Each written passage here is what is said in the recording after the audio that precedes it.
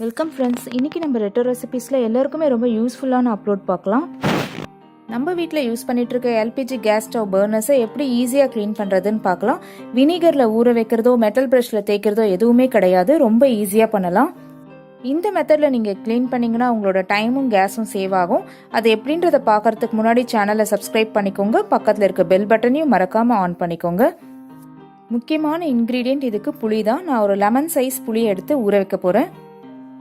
ஒவ்வொரு பர்னரையும் தனித்தனியாக ஊற வச்சுக்கோங்க. நான் ஒரு பர்னர் க்ளீன் பண்ணுறதை காமிக்கிறேன். இதே மாதிரி நீங்கள் 2, 3, 4 எத்தனை பர்னர்ஸ் இருக்கோ அதே மாதிரியே நீங்களும் வந்து க்ளீன் பண்ணலாம்.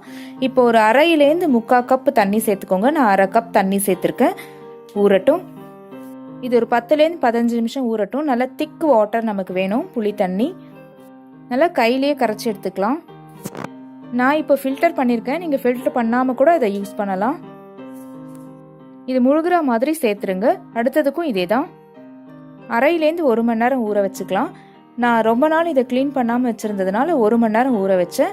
அதுக்கப்புறம் இதுக்கு மேலே வந்து தூள் உப்பை லைட்டாக ஸ்ப்ரிங்கிள் பண்ணிக்கோங்க. எந்த இடத்துல உங்களுக்கு அந்த கருப்பு நல்லா தெரியுதோ அந்த இடத்துல உப்பை நல்லா தூவிக்கோங்க. இப்போ பாருங்கள், புளி தண்ணியிலேருந்து எடுத்த உடனே கலர் மாறி இருக்கிறது உங்களுக்கு தெரியும். சும்மா லைட்டாக வந்து ஸ்க்ரப்பரில் நீங்கள் தேய்ச்சி விட்டிங்கனாலே போதும். ஃபஸ்ட் இந்த கருப்பெல்லாம் வெளியே வந்துடும். கருப்பு வரும்போதே ஹோல்ஸில் இருக்க அழுக்கலாமும் சேர்ந்து வந்துடும். ஸோ உங்களுக்கு நல்லா க்ளீன் ஆகிடும். எங்கே நிறைய கருப்பு இருக்கோ அந்த இடத்துல உப்பு சேர்த்துக்கோங்க. தண்ணியிலே டிப் பண்ணி தேய்ச்சிக்கோங்க. அதுக்கப்புறம் நல்ல தண்ணியிலையும் நான் இதை க்ளீன் பண்ணிடுறேன். நான் 1 மினிட் தேய்ச்சிட்டு நல்ல தண்ணியில் க்ளீன் பண்ணிட்டேன். சூப்பராக க்ளீன் ஆகிருக்கு பாருங்கள். ரொம்ப கருப்பாக இருந்ததுன்னா நீங்கள் நிறைய நேரம் ஊற வச்சுக்கலாம். கலரும் சேஞ்ச் ஆகிருக்கு. அந்த ஹோல்ஸும் உங்களுக்கு க்ளீன் ஆகிருக்கு. ஃப்ளேமும் உங்களுக்கு ப்ளூ கலரில் வரும்.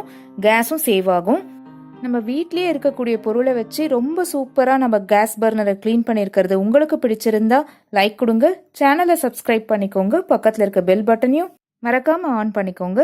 உங்கள் ஃப்ரெண்ட்ஸுக்கும் ஃபேமிலிக்கும் ஷேர் பண்ணுங்கள். தேங்க்யூ.